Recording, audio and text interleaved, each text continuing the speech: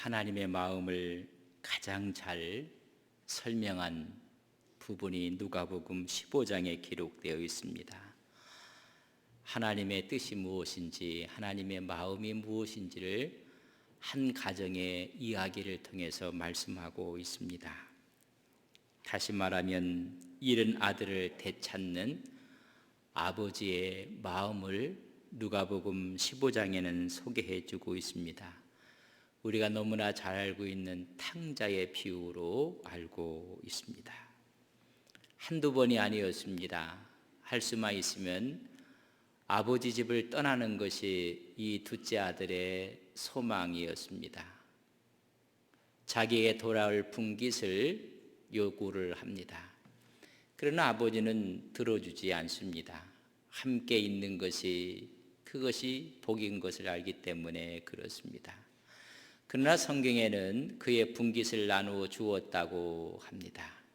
그에게 돌아갈 재산의 목을 먼저 준 것입니다. 한두 번 요구한 것이 아니었을 것입니다. 이제는 더 이상 아버지가 미루지 않고 그의 재산의 목을 그에게 떼어 주었습니다.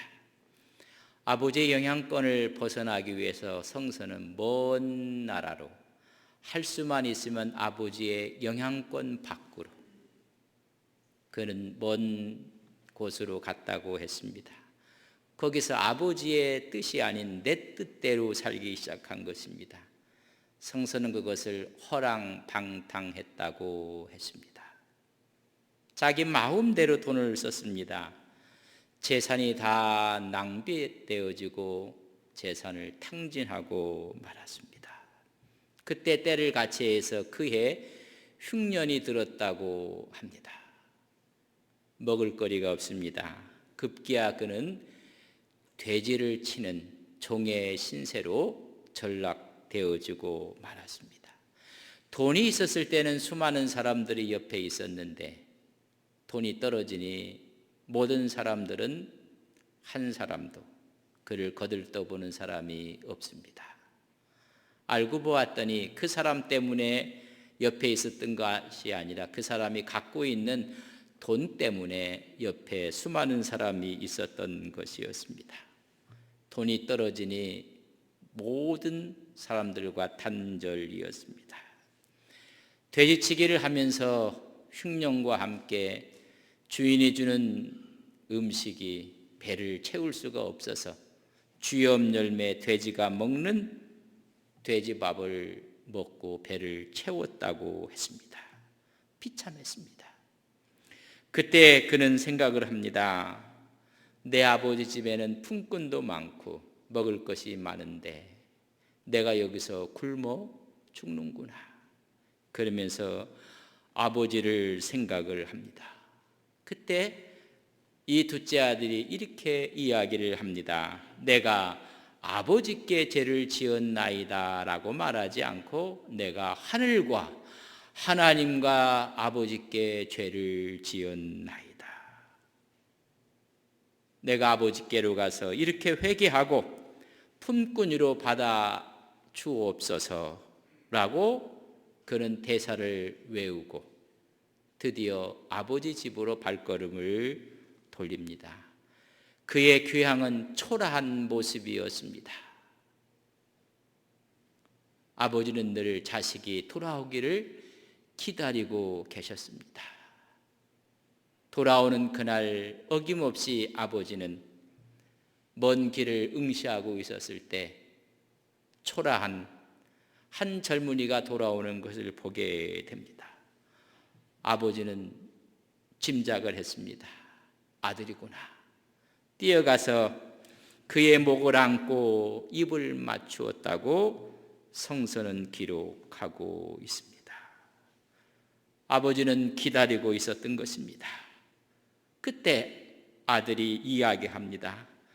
하늘과 아버지께 죄를 지었나이다 라고 말하는 순간 아버지가 말을 못하게 입을 막습니다. 말하지 말라는 것입니다. 또한 아버지는 묻지도 않습니다.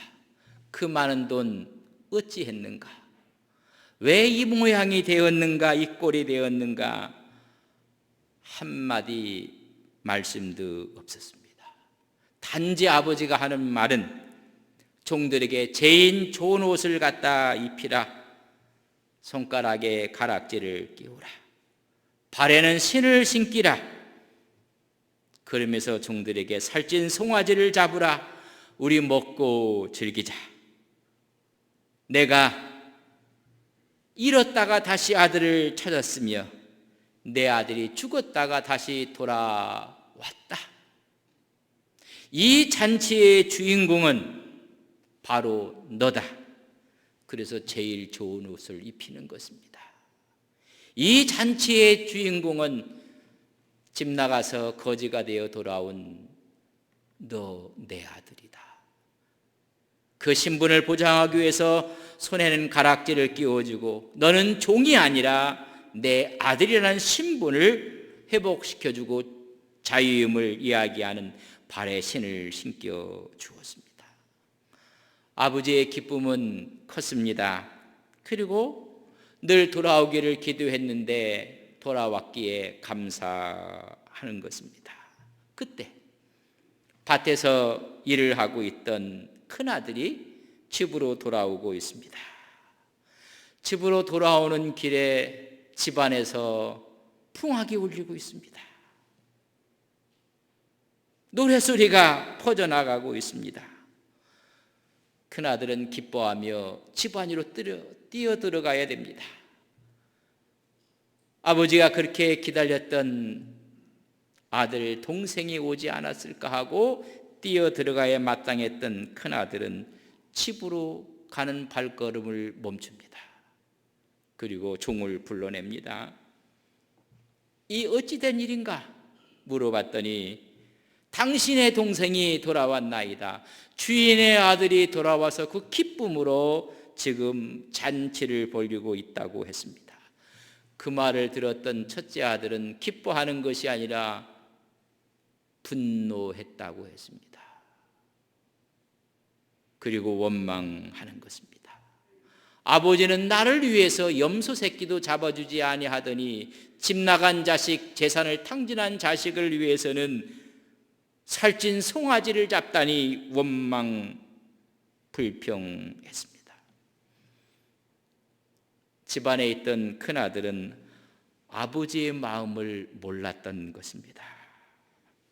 아버지와 함께 살고 있으면서도 아버지 마음을 몰랐습니다. 아버지는 집 나간 둘째 아들을 위해서 늘 기도했을 것입니다. 그 아들이 돌아오기를 기도했고 그 아들이 건강한 모습으로 살다가 돌아오기를 기도했던 아버지의 기도를 큰 아들은 아마 들었을 것입니다. 그러나 아버지의 기도 소리에 큰 아들은 귀를 막아버리고 말았습니다. 아니, 아버지의 기도를 거부하고 말았습니다. 아버지는 자식이 돌아오기를 그렇게 기도하고 있건만 큰 아들은 그 기도 소리에 귀를 막고 살았습니다. 드디어 둘째 아들이 들어왔을 때 아버지의 기쁨이 너무 컸습니다. 아버지의 기도에 귀를 막았던 큰 아들은 아버지의 마음을 이해하지 못했습니다. 아버지의 뜻도 알지 못했습니다.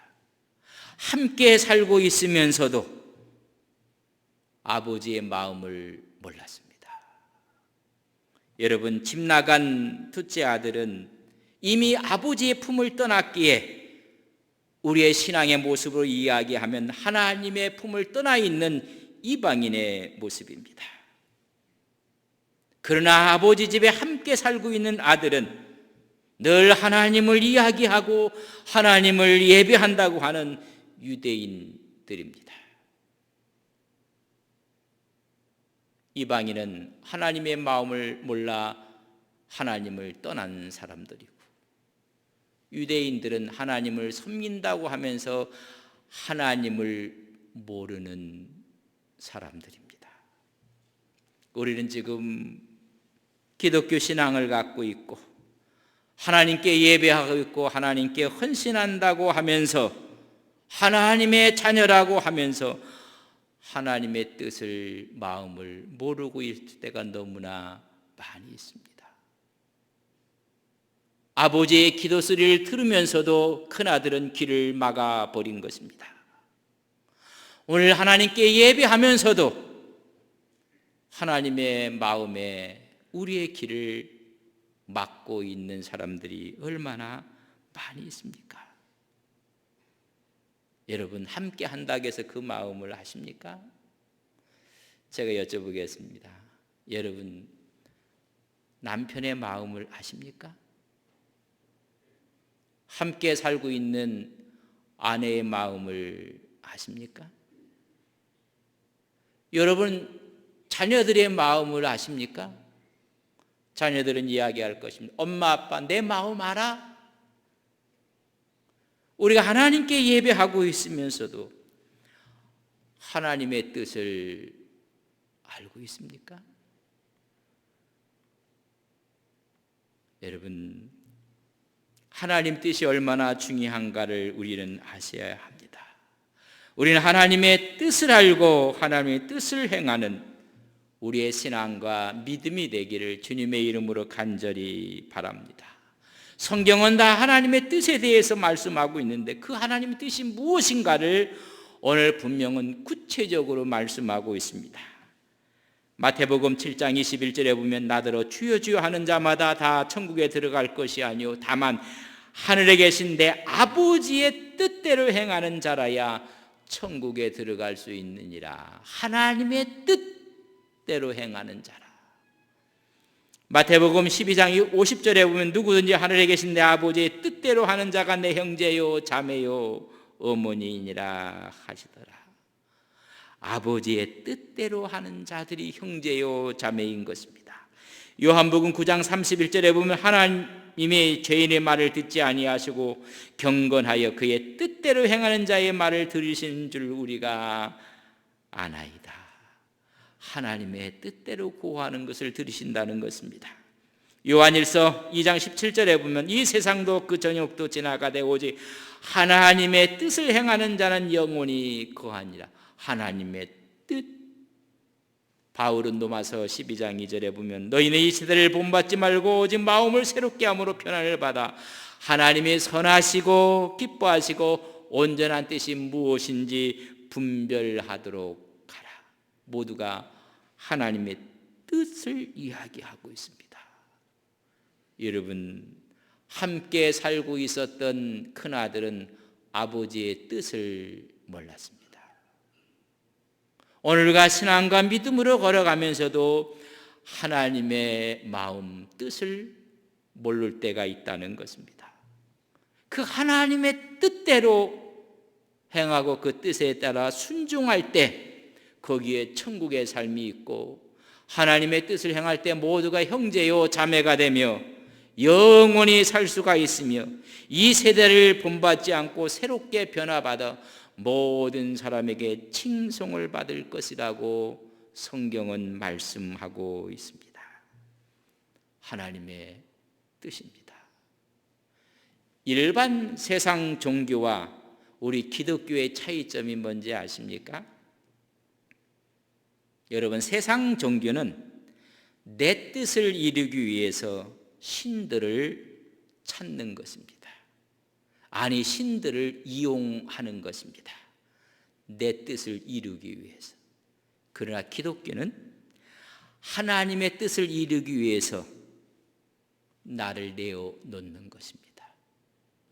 하나님의 영광을 위해서 하나님의 뜻을 이루기 위해서 우리가 하나님 앞에 순종하는 것입니다. 세상 종교는 하나님의 뜻에 관심이 없습니다. 하나님의 영광, 하나님의 이름에 여러분 관심 없습니다. 그렇기 때문에 그런 사람들이 하나님의 뜻을 외칠 때 하나님의 뜻은 변질되는 것입니다. 아니 하나님의 뜻이 왜곡되고 맙니다. 하나님의 뜻을 알았기에 아브라함은 본토 친척 아비의 집을 떠날 수 있었습니다. 하나님의 뜻을 알았기에 미워했던 형들을 용서하고 사랑했던 요셉이었습니다. 하나님의 뜻을 알았기에 모세는 왕자의 자리를 거부하고 말았습니다. 하나님의 뜻을 알았기에 바울은 그가 자랑했던 모든 것들을 배설물로 여길 수가 있었습니다. 여러분, 하나님의 뜻이 무엇인지 아십니까? 오늘 데살로니가를 기록하며 하나님의 뜻을 분명하게 말씀해 주고 있습니다. 예수 그리스도 안에서 너희를 향하신, 나를 향하신, 우리를 향하신 하나님의 뜻이니라. 여러분, 하나님의 뜻을 이루어드리는 우리 믿음의 귀한 종들이 되시기를 주님의 이름으로 간절히 바랍니다. 이 말씀은 데살로니가에 보낸 편지에서 나온 말씀입니다. 이 데살로니가는 바울의 2차 전도 여행 중에 유럽 지역에서 첫 번째 세운 교회는 빌립보 교회입니다. 사도행전 16장 12절에 보면 빌립보 교회고, 이 유럽에서 두 번째 세운 교회가 데살로니가 교회입니다. 이 데살로니가 교회는 하나님의 말씀을 증거할 때 유대인들이 시기해서 불량배들을 매수를 합니다. 매수를 해서 폭동을 일으켜 갖고 더 이상 데살로니가에서 복음을 전할 수 없도록 만들고 말았습니다.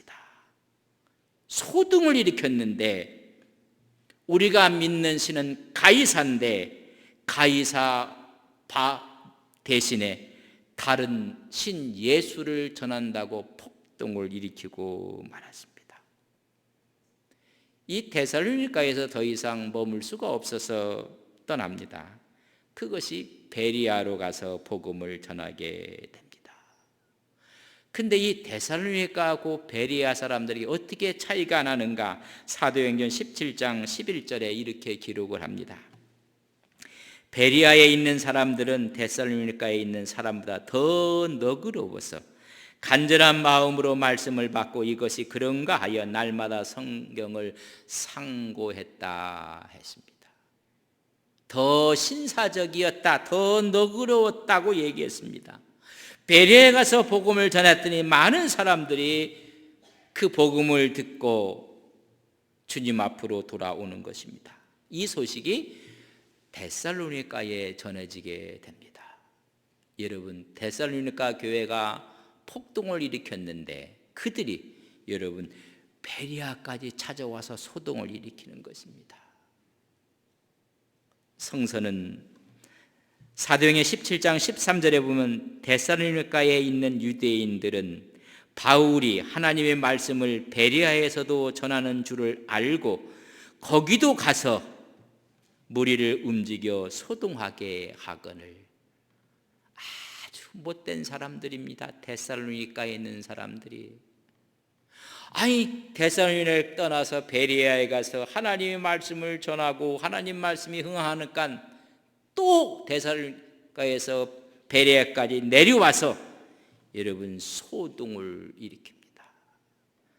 더 이상 베레아에서 있을 수가 없어서 아데니로 내려가고 마지막에는 고린도까지 내려가게 되는 모습을 보게 됩니다. 여러분, 데살로니가가 이런 모습을 간직한 곳입니다. 여러분, 그뿐인가요? 신앙적으로도 문제가 많은 곳이 데살로니가였습니다. 재림에 대한 문제, 종말에 대한 잘못된 인식을 갖고 있었습니다. AD 45년경에 대흉년이 들게 됩니다. 그래서 예루살렘 교회에 구제 헌금을 하는 이유도 그래서 하게 됩니다. 예수님께서 말씀하시기를 말세가 되면 처처에 기근이 난다고 했습니다. 질신이 벌어진다고 했습니다. 종말이라는 잘못된 신앙이 그곳에 들어간 것입니다. 때를 맞추어서 로마 황제였던 갈리굴라가 37년부터 41년까지 그런 로마의 황제로 있으면서 예루살렘 성전에 자신의 상을 세우려고 합니다. 폭동이 일어납니다. 거룩한 곳에 부정한 것이 서게 되면, 가증한 것이 서게 되면 그것이 마지막 말세인 것입니다. 그 다음 황제였던 글라우디오는 황제를 신격화시키고 말았습니다. 그래서 로마에 있는 유대인들을 다 추방하고 말았습니다. 환난과 핍박과 대흉년으로 인해서 기근이 닥쳐온 것입니다. 그때 이들이 잘못된 재림신앙으로 일을 하지 않고 있습니다. 그리고 그들은 과격했던 사람들이었습니다. 그들을 향해서 하나님의 뜻을 말하고 있는 것입니다. 우리가 살고 있는 오늘도 마찬가지입니다. 팬데믹으로 인해서 전 세계가 2년째 여러분 여러모로 제약을 받고 있고 어려움을 겪고 있습니다. 전염병입니다. 여러분 전 지구 곳곳에서 어느 곳에는 기근이로, 어느 곳은 물난리로, 어느 곳에는 폭염으로, 어느 곳은 추위로 산불이 나고 전쟁이 터지고 화산이 터지고 여러분 모두가 기후변화로 인해서 몸살을 앓고 있습니다. 이런 상황과 그 당시의 데살로니가 모습은 여러분 바라보는 차이는 있지만 캄캄한 상황입니다. 그때 바울은 성도를 향한 하나님의 뜻을 전하고 있는 것입니다. 그 하나님의 뜻은 첫째가 오늘 16절에 있는 말씀입니다. 항상 기뻐하라 였습니다. 갈라디아 5장 22절에 보면 성령의 열매는 사랑과 희락, 여러분 우리로 하여금 희락의 기쁨이라는 것이 있다는 것을 말씀해 주고 있습니다. 여러분 우리가 신앙과 믿음으로 산다는 것이 무엇일까? 여러분 하나님의 뜻이 이런 상황 가운데 항상 기뻐하는 것입니다. 여러분 늘 주 안에서 기뻐하시는 믿음의 종들이 되시기를 바랍니다. 오직 성령의 열매는 사랑과 희락과 화평과 오래 참음과 자비와 양성과 충성과 온유와 절제라. 두 번째 기쁨을 이야기하고 있습니다. 여러분 성령의 열매, 성령의 임재가 오면 기뻐하는 것입니다. 사무엘하 6장에 보면 하나님의 괴가 여러분 이방 나라에 전전긍긍하고 있었습니다. 그 하나님의 괴가 예루살렘으로 돌아올 때 바울은 얼마나 기뻐하는지 사무엘상 4장에 보면 아벡 전투가 나옵니다. 첫 번째 전투에서 이스라엘이 졌습니다. 두 번째 전투를 벌일 때 하나님의 언약궤를 갖고 전장터로 나갑니다. 하나님의 언약궤를 갖고 전쟁을 했는데 보기 좋게 패하고 말았습니다. 그때 3만 명이 죽습니다. 하나님의 언약궤는 빼앗기고 말았습니다. 이때 엘리 제사장이 목이 부러져서 죽는 사건이 나옵니다. 하나님의 언약궤는 빼앗겨서 아스돗에서 가드로, 가드에서 예그론이로, 예그론에서 베세메스로, 베세메스 기랏 여리미로, 기랏여미 산에 있는 아비나다 집에 방치되어 있었습니다. 다윗은 처음에 하나님의 언약궤를 모시기 위해서 여러분 성경에 보면 3만 명을 동원하고 새로운 수레를 준비해서 사무엘하 5장에 보면 멋진 팡파레와 함께 언약궤를 옮기다가 웃사가 죽습니다. 가장 기뻐하고 감사할 하나님의 언약궤를 옮기는데 사람이 죽어나가고 말았습니다. 그래서 오벳 에돔의 하나님의 언약궤가 또 방치되게 됩니다. 그때 다윗은 생각했습니다. 왜 하나님의 언약궤를 모셔오는데 사람이 죽을까? 방법이 잘못되었습니다. 다윗은 3만 명을 동원하고 탕파래를 울리고, 근데 성서에 봤더니 어깨에 메고 옮기는 것입니다. 하나님의 뜻은 제사장의 어깨에 메는 것입니다. 다시 하나님의 언약궤를 제사장들을 하여금 어깨에 메고 예루살렘으로 옮겨오게 됩니다. 이때 얼마나 기뻤는지 다윗은 춤을 춥니다. 이스라엘 족속은 즐거이 환호하고 나팔을 불고 있습니다. 여러분, 왕위의 권위를 내려놓고 기쁨을 릅슨하게 하는 모습을 봅니다. 여러분, 하나님의 뜻이 뭔지 아십니까? 성령의 임재가 있을 때, 하나님이 함께 하실 때 기뻐하라는 것입니다. 빌립보 4장 4절에 보면 주 안에서 항상 기뻐하라. 내가 다시 말하노니 기뻐하라는 것입니다. 영혼의 자발적인 감성으로 여러분 기뻐하는 것입니다. 우리는 기뻐해야 할 당위성이 있습니다. 참 성도라면 기뻐할 수밖에 없습니다. 우린 절대적인 하나님의 임재 앞에 구원받은 하나님의 백성들인 것입니다. 이 하나님의 기쁨을 상대적인 세상의 것에 빼앗겨서는 아니 됩니다. 그렇기 때문에 하나님이 주시는 구원의 기쁨으로 인해 기뻐하는 것입니다. 하나님의 임재하심으로 기뻐하는 것입니다.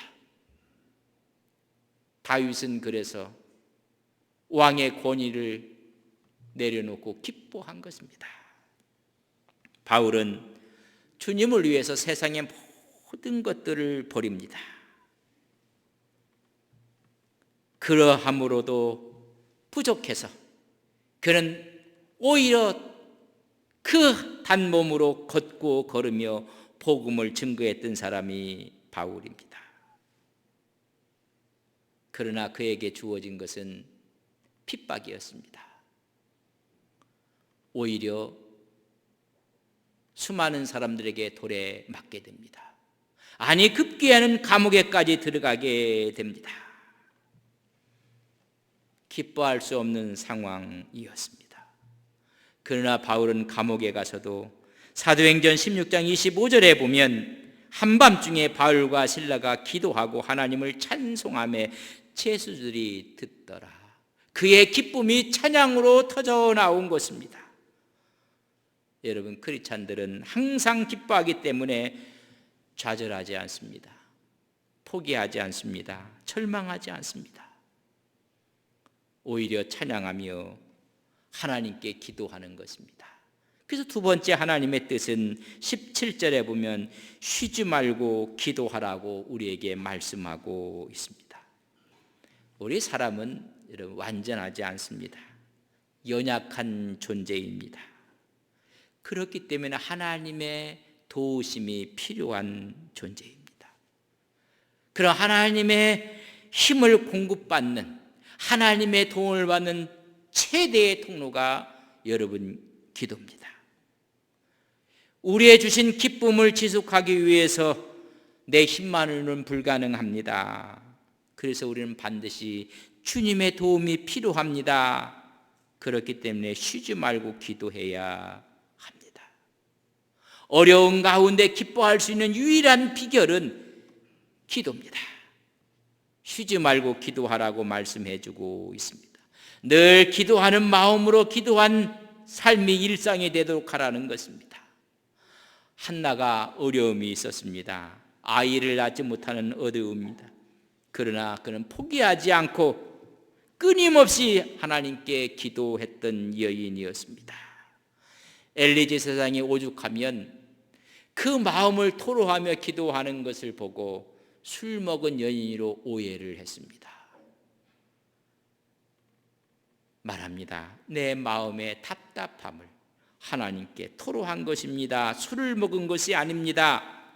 그는 기도로 인해서 하나님께 응답을 받고 아들을 낳습니다. 그 아들이 사무엘입니다. 우리는 어떠한 상황 가운데서도 기도할 때 우리는 약하지만은 불가능하지만은 하나님의 능력을 체험할 수 있는 것이 기도인 것입니다. 요한일서 5장 14절에 그를 향하여 우리의 가진 바 담대한 것이 이것이니 그의 뜻대로 무엇을 구하면 들으심이라. 기도하라는 것입니다. 15절 말씀에 또 이렇게 이야기해 주고 있습니다. 우리가 무엇이든지 구하는 바를 들으시는 줄 안즉 우리가 그에게 구한 것을 얻은 줄을 또한 아느니라. 우리가 간구하고 기도할 때 주신다는 것입니다. 늘 기도했던 사람이 여호수아입니다. 모세가 돌아가면 장막에 앉아서 그걸 지키며 기도했던 사람이 여호수아입니다. 여호수아가 요단강을 건너서 여리고를 무너뜨립니다. 그리고 아이성을 무너뜨립니다. 그 다음의 전쟁은 정말로 연합 전쟁 앞에 서게 됩니다. 예루살렘 왕, 헤브론 왕, 야무룻 왕, 라기스 왕, 에글론 왕 전체가 연합하여 이스라엘과 전쟁이 벌어지게 됩니다. 그 이유는 기브온 때문에 전쟁이 벌어집니다. 기브온 족속이 이스라엘과 화친을 맺습니다. 먼 나라에서 온 것처럼 거짓을 꾸며서 이스라엘 여호수아가 화친을 맺는 것을 단죄하기 위해서 5 왕이 연합을 해서 전쟁을 벌이게 됩니다. 그때 여호수아는 기도합니다. 늘 장막에서 지키며 기도했던 여호수아는 때를 가리지 않고 기도합니다. 전쟁 앞에 여호수아 10장 12절에 보면 여호수아가 여호와께 아뢰어 이스라엘 목전에서 이르되 태양아 너는 기브온 위에 머무르라 달아 너도 야일론 골짜기에서 그리 할지어다. 하나님께 기도하는 것이 늘 생활했던 그는 전쟁 와중에 기도했을 때 태양이 머물고 달이 머무는 일이 벌어지게 됩니다. 그는 승리를 경험하게 됩니다. 빌립보 4장 6절에 보면 아무것도 염려하지 말고 다만 모든 일에 기도와 간구로 너의 구할 것을 하나님 또 감사함으로 하나님께 아뢰라고 말씀하고 있습니다. 요한복음 14장 14절에 보면 내 이름으로 무엇인지 내게 구하면 내가 행하리라. 기도하라는 것입니다. 하나님의 뜻은 쉬지 말고 기도하라는 것입니다. 여러분 다니엘을 아십니까? 다니엘이 승승장구하는 것을 시기했던 사람들이 함정을 팝니다. 다니엘을 죽이자는 것입니다. 그것이 여러분 신앙의 문제로 다니엘을 죽이려고 금령을 내리게 합니다. 왕은 그것도 모르고 그 금령에 여러분 인장을 찍는 것입니다. 그 내용은 30일 동안 기도를 못하게 하자는 것입니다.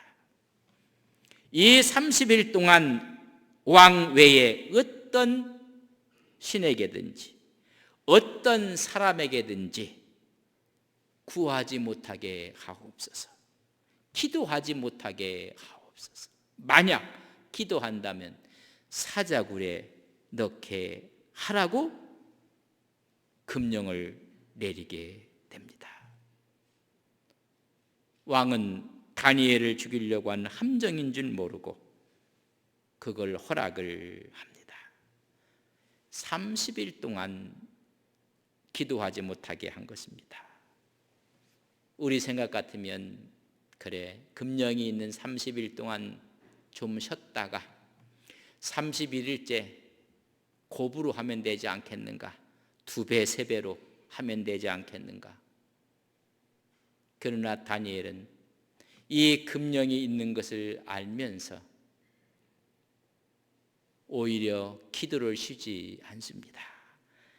다니엘서 6장 10절에 보면 다니엘이 이 조서에 왕의 도장이 찍힌 것을 알고도 자기 집에 돌아가서는 윗방에 올라가 예루살렘으로 향한 창문을 열고 전에 하던 대로 하루 3번씩 무릎을 꿇고 기도하며 그의 하나님께 감사하였더라. 여러분, 왜 쉬지 말고 기도하라는지 아시겠습니까? 다니엘은 30일만 참자. 지금은 바쁘고 지금은 어렵고 지금은 힘드니 요 시간만 넘겨서 기도하자 라고 우리는 그 속삭임 앞에 우리의 영혼을 팔아넘길 때가 너무나 많이 있습니다. 그러나 쉬지 않고 기도했던 다니엘의 기도였습니다. 이 기도함으로 말미암아 모함으로 사자굴에 들어갔지만은 사자가 다니엘을 삼키지 못했고 오히려 그를 모함했던 자들을 사자굴에 던지게 됩니다. 여러분, 하나님의 뜻은 쉬지 말고 기도하시는 것입니다. 세 번째는 18절에 범사에 감사하는 것입니다. 우리를 항상 기뻐할 수 있는 원동력은 하나님의 힘을, 하나님의 도움을 구하는 기도입니다. 그 기도가 우리를 감사하게 또한 만드는 것입니다. 감사는 감사할수록 더 큰 감사일이 우리 앞에 다가오고 있다는 것을 아셔야 됩니다. 오늘 이 시대는 감사를 잃어버린 시대입니다. 여러분, 기사를 보셨습니까? 가슴 아픈 내용의 기사였습니다. 77이 되도록 손자의 교복을 빨아서 입혔던 할머니가 두 손자에 의해서 무참히 칼에 찔려 죽고 말았습니다. 묻습니다. 왜 할머니를 그리 했는가? 심부름시켜서 짜증이 나서 할머니를 칼로 찔린 것입니다. 주위에 있는 사람들이 이야기합니다. 저 손자들은 평소에도 할머니께 언성을 높이고 화를 내는 경우가 너무 많았다. 조금이나마 할머니에 대해서 감사의 마음을 가졌더라면 어찌 이런 일이 일어날 수가 있을까? 누가복음 10장에 보면 나병 환자들이 예수님께 간구하는 모습이 나옵니다. 사람을 만날 수가 없고 사람과 함께 살 수 없는 이미 천벌로 낙인 찍혀서 살아야 될 그들의 부르짖음에 우리 주님이 불쌍히 여겨서 그들을 고쳐주는 사건이 나옵니다. 10명이 다 깨끗함을 받았습니다. 모두가 돌아가고 한 사람만 예수님께 와서 감사를 합니다. 그 사람이 누군가 하면 누가복음 17장 16절에 이렇게 기록했습니다. 예수의 발 아래에 엎드려 감사하니 그는 사마리아 사람이라. 사마리아 사람은 사람 취급을 받지 못했던 사람들입니다. 9명은 유대인이었다는 것입니다. 감사가 쉬운 것은 아닙니다. 오늘 범사에 감사하라고 말씀해 주고 있습니다. 어떤 상황 가운데서도 우리는 감사해야 됩니다. 왜냐하면 로마서 8장 28절에 보면 우리가 알거니와 하나님을 사랑하는 자 곧 뜻대로 부르심을 입은 자들에게는 모든 것이 합력하여 선을 이루시는 하나님이기 때문에 그렇습니다. 지내놓고 보면 하나님의 은혜입니다. 에베소서 5장 20절에 보면 범사에 우리 주 예수 그리스도의 이름으로 항상 아버지 하나님께 감사하라고 했습니다. 골로새서 3장 17절에 보면 또 무엇을 하든지 말에나 일에나 다 주 예수의 이름으로 하고 그를 힘입어 하나님 아버지께 감사하라. 우리는 하나님의 뜻은 여러분 다 천국 백성이 되는 것입니다. 하나님 나라를 사는 것입니다. 그렇다면 하나님의 뜻을 행하는 자에게 천국은 어디에 있는가?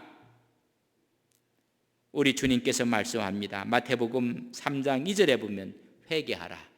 천국이 가까이 왔느니라.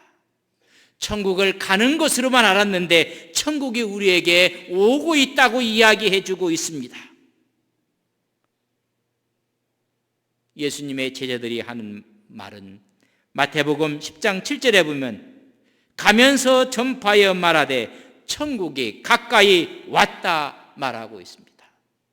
하나님의 뜻을 우리가 순종하고 행할 때 이미 하나님의 천국은 우리 안에 임하고 있다는 것입니다.